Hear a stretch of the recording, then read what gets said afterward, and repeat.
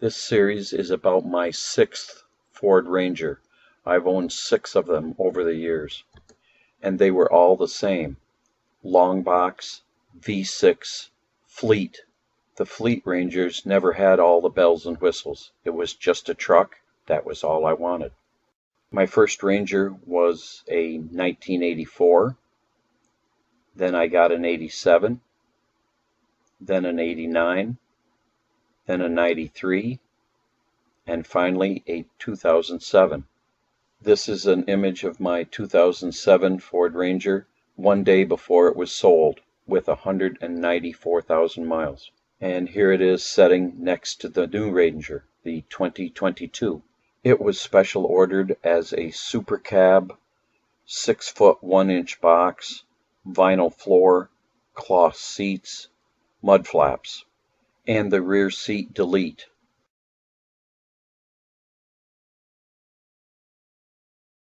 This week we're going to be installing a Gator EFX hard fold tonneau cover. Here's the box that I received, and I set it in the back of the truck. And here's a close-up of the shipping label. And when you open up the box, this is what you see inside. So here we've gotten all of the little parts out onto the tailgate. So the first step is to install the filler piece up front. So we took some alcohol and a paper towel and cleaned the front bed wall. And as you can see, we're putting on the foam filler piece. And there we've got it fully installed. And if you notice the images that they gave you, their photocopy is pathetic. It's black on black on black. Step 2 is to install the rear brackets. You've got a left one and a right one, and they go into slots. Here's the image of the factory paper that shows you how it's supposed to go in. So it locks in, and then you tighten it down. Then you've got to take that little plastic spacer. You slip it in between the plastic rail cover and the bracket that you put in. It's the little plastic thing is L-shaped, and it kind of pops in and spreads out the plastic bed cap just a little bit. Then we move to the front. You've got 2 brackets, again left and right, and you use a single bolt to bolt them into the box of the truck. And after that, we had another one of those plastic spacers that we tried to put in. However, we had a problem. Okay, on this particular truck, they want you to put this piece in just like in the rear. Problem is, see, it's all sloppy. Apparently the plastic bed rail is over too far. So I don't know whether I'm going to have to hold that little piece when I put the rails on or not. So at this point in time, I was reading the instructions for actually installing the bed rails. And they want you to use the little foam rubber spacers that they provided.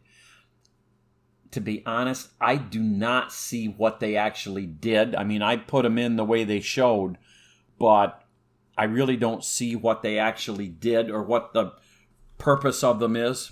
When you go to put the rails on, there is 3 places on the rails, in the front, in the middle, and in the back, where there's a little stamp that says clamp, and that's where you're supposed to put the clamps.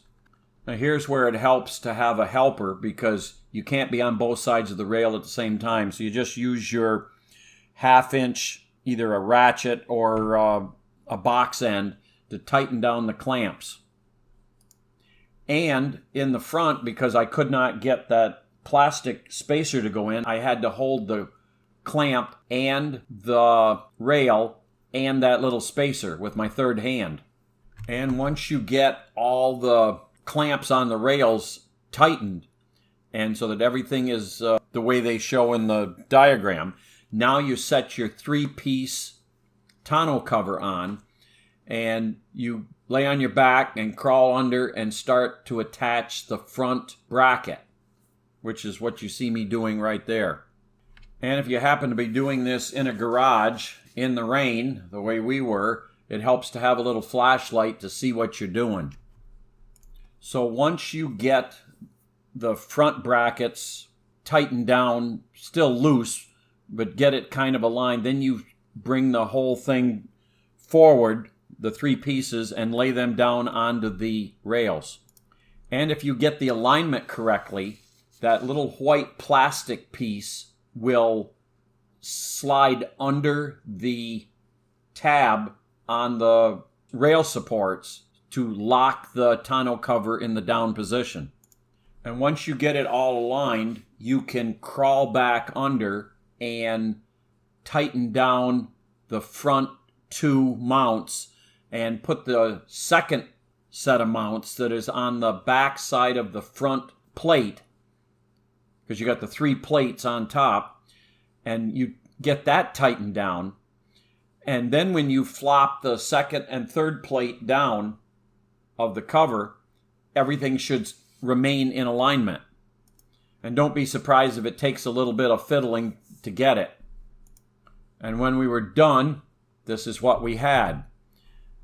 Now, if you notice, the front section is a little bit higher than the other two. When you're doing the final alignment, make sure that the vertical rubber seal that sets down in the channel, that it goes straight down in and that it's not slightly flared. Mine tended to flare a little bit because it was not perfectly aligned on the left-hand side. So I had to run my finger along it to push it in to drop down into the slot. So maybe that means the initial alignment of the rails isn't just perfect. But again, I couldn't get the spacers and everything just the way they wanted. So it may just be my truck. I don't know. From the rear end, that's what it looks like. And there is the required Gator ID. Last thing to do is to put in the water drainage tubes. You got two little hoses, and they plug into the front of the channels on either side, and then you've got to find a way to get it out of the truck. They want you to drill a hole in the bed. Well, that's not going to happen. So in the next clip, you're going to see me get a hole through the little plastic covers, and I'm going to run my drain hose out through that. Okay, I'm going to take my black and gold drill bit, 1/2 inch. It's got to be 5/8 for this, but I don't have a 5/8, so I'll be taking this and reaming it. Take it off and drill it. Now I've just got to ream it.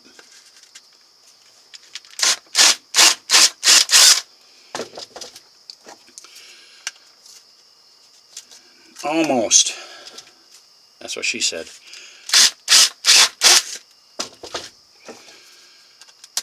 There we go. Now we got it. Now will this go back in after I took it out?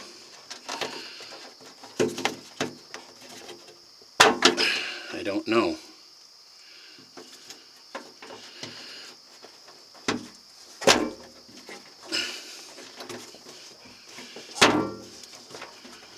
There, it's back in, and the hose is through. So there it is, from the top down. Whether I'm doing it the right way or not, that's the way I did it. And after I had both hoses installed, the last image here is of the two hoses, one on each side.